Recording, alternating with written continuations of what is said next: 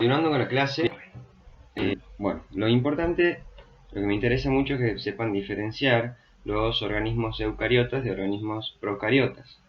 Las principales diferencias que hay, y esto es importante que lo sepan porque también va a ser evaluado, es a nivel, por ejemplo, los organismos eucariotas, ejemplos de organismos eucariotas son hongos, animales, plantas, protozoarios, protistas. Organismos procariotas, las bacterias, tanto eubacterias como arqueobacterias. Su organización a nivel estructural, los organismos eucariotas tienen una organización unicelular o pluricelular, en cambio los organismos procariotas exclusivamente tienen una organización unicelular. Su tamaño, los organismos eucariotas son más grandes que los procariotas, presentan orgánulos y citoesqueleto a diferencia de los procariotas, en este caso presentan como estructura diferencial a los eucariotas, presentan una pared celular. Los eucariotas no siempre tienen pared celular y los procariotas no tienen orgánulos ni citoesqueleto. Y los eucariotas tienen a nivel, ya si vamos a nivel molecular, a nivel de genoma, tienen más de un cromosoma lineal presente en el núcleo, diferenciado por una membrana, o sea, separado de los demás orgánulos por una membrana nuclear. Y los organismos procariotas tienen un solo cromosoma que es circular y se encuentra disperso por el citoplasma. ¿A quién comprende la microbiología? Volviendo más al tema general. La microbiología comprende a los distintos microorganismos o microbios, que son los hongos, bacterias, virus y parásitos. Ejemplos de hongos tenemos muchos, hongos presentes en la naturaleza, formando parte de la vegetación, hongos que tienen actividad parasitaria, se encuentran parasitando o invadiendo alimentos, hongos que forman parte de la microbiota del organismo, o sea, de los seres vivos, o hongos que se pueden encontrar dispersos en la naturaleza, ya sea en la tierra, en aguas, en rocas, dependiendo de su adaptación. Por otro lado, bacterias, que también, al igual que los hongos, pueden encontrarse en distintos biomas, o sea, formando parte de distintos organismos, como formando parte de distintos de distintos ambientes. Los virus, que en este caso son moléculas, son moléculas no celulares, son estructuras no celulares, compuestas de distinta composición, pero por lo general compuestas por proteínas y material genético. Y los parásitos, que en este caso ya también son microorganismos, algunos son visibles macroscópicamente, otros son microscópicamente visibles. En este caso son parásitos, o sea, su vida va a depender de un huésped o un hospedador, no siendo posible su vida fuera de este ambiente controlado de nutrientes. Por eso mismo se denominan parásitos. A su vez, los hongos y bacterias también pueden tener un comportamiento parasitario, lo que no significa que sean parásitos, ¿sí? Estos distintos microorganismos van a tener obviamente similitudes y diferencias. Parásitos, hongos, bacterias y virus van a tener diferencias, por ejemplo, en forma de reproducción.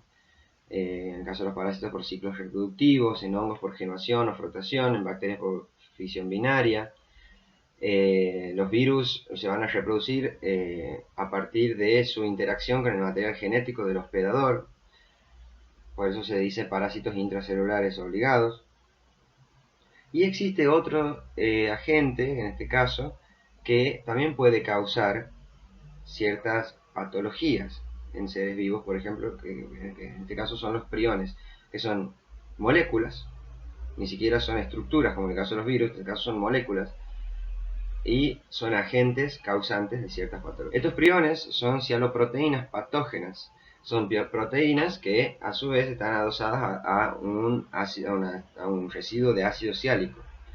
Estas cialoproteínas, son patógenas justamente porque tienen alterada su estructura terciaria. Seguramente vieron en alguna materia anterior las diferentes estructuras de una proteína. La estructura terciaria de esta proteína está alterada y tiene un plegamiento incorrecto. Esto va a hacer que tenga una acción fisiológica que no debe tener. Cuando un prión ingresa a un organismo sano, va a actuar sobre la forma normal del mismo tipo de proteína. Supongamos que sea un prión de una proteína del metabolismo. Entonces ingresa al organismo sano y va a actuar sobre esa proteína normal del metabolismo a la cual se parece este prión, la va a modificar y la va a convertir en un prión. Eso va a tener su consecuencia metabólica. Por ejemplo, va a generar distintos tipos de enfermedades neurodegenerativas, o sea, degenerativas del tejido nervioso en seres humanos, como los ejemplos que están dados ahí. Los microorganismos se van a encontrar en todos lados, eso tienen que saberlo, son ubicuos, o sea, que es lo mismo. Se van a encontrar en el aire, suspendidos en el aire, en el agua, en el suelo, en alimentos, en superficie de los objetos. Como dije anteriormente, pueden encontrarse en el exterior de los organismos, por ejemplo en la piel.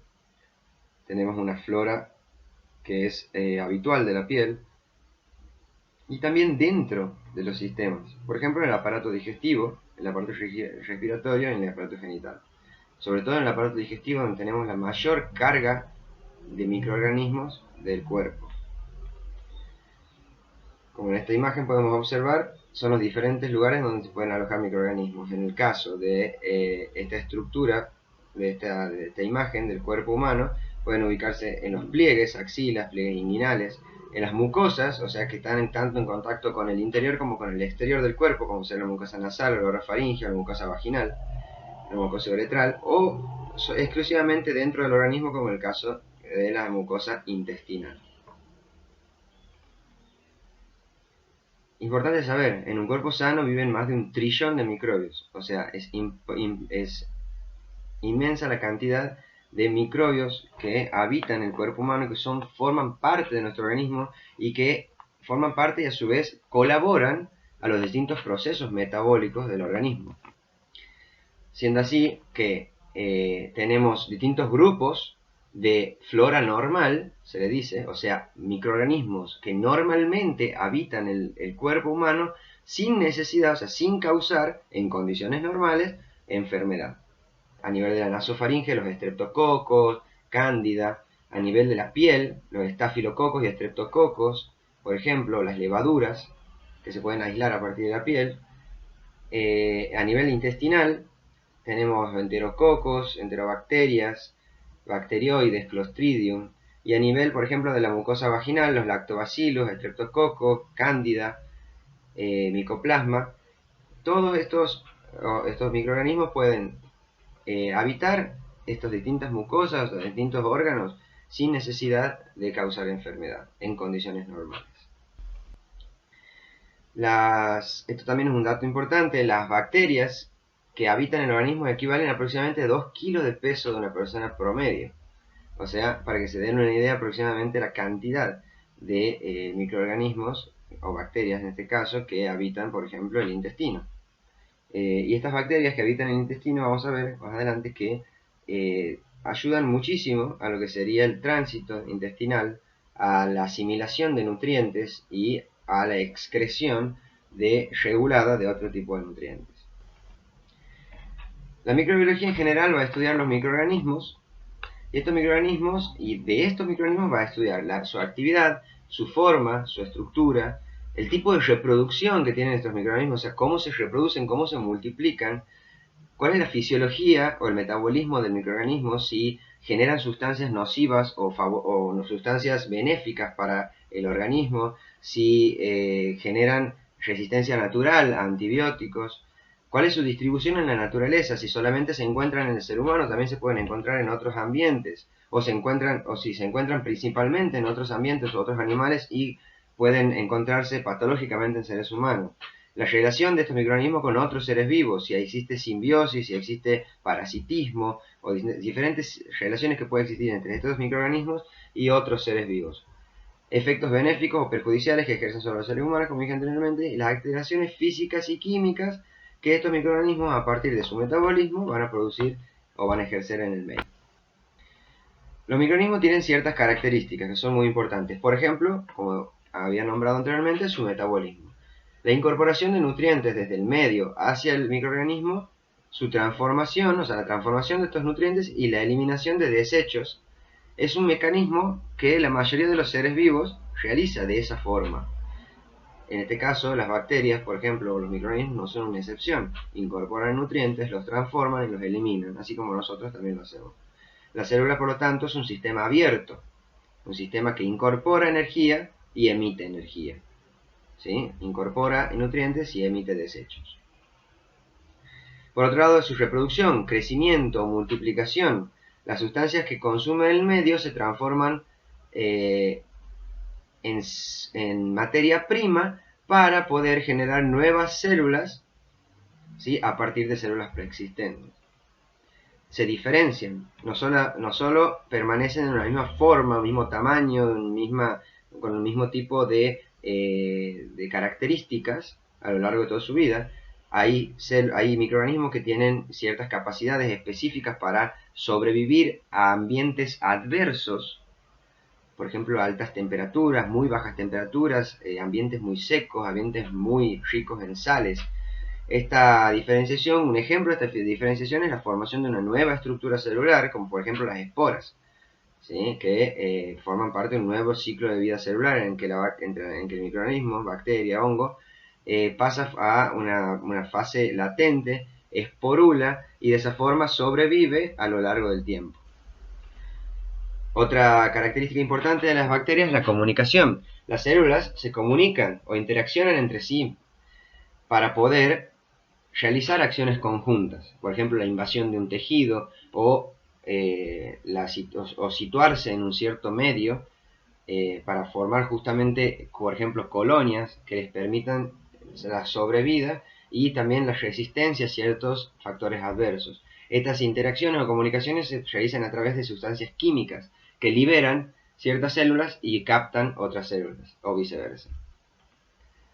El movimiento es otra característica muy importante. No todos los microorganismos tienen esta característica, pero muchos sí, que es la autopropulsión o la capacidad de moverse por sí mismos a partir de distintas estructuras que se generan por diferenciación. Por ejemplo, los flagelos, ¿sí? Que son muy conocidos. Los flagelos, una unidad motora que permite desplazarse, permite a la célula desplazarse, o la emisión de pseudópodos, por ejemplo. Una característica muy particular es la evolución. A partir de todas las características anteriormente nombradas, estos microorganismos fácilmente en un momento llegan a tener ciertas diferenciaciones que les permiten evolucionar. A partir de una célula antecesora generan nuevas especies que van a tener ciertas características diferenciales que les van a permitir sobrevivir a ciertas condiciones adversas. Y de esa forma el microorganismo evoluciona.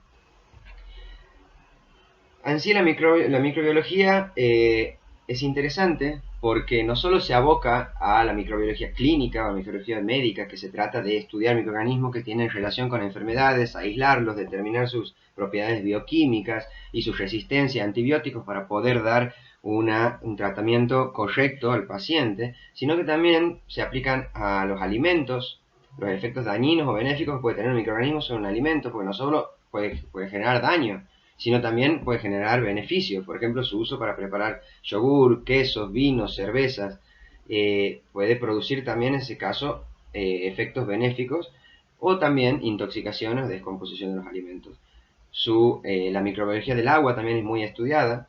El agua es algo que el ser humano, que los seres vivos en general necesitan para vivir, por lo tanto, este agua debería ser lo más inocua posible o de una calidad óptima. También existe el estudio de la microbiología del agua, la microbiología agrícola al momento de estudiar el papel de los microorganismos en la formación y fertilización del suelo, microbiología veterinaria, industrial, espacial y microbiología bélica, que en este caso es el estudio de los usos malintencionados de la microbiología como un arma biológica. Y acuérdense que cuando se sientan solos, recuerden que hay millones de bacterias que viven en su cuerpo y que significan mucho para ellas y ellas significan mucho para ustedes. Así que bueno, nos vemos en la próxima clase y bueno, espero que lo hayan disfrutado. Cualquier consulta pueden escribirme y bueno, nos estaríamos viendo la semana que viene.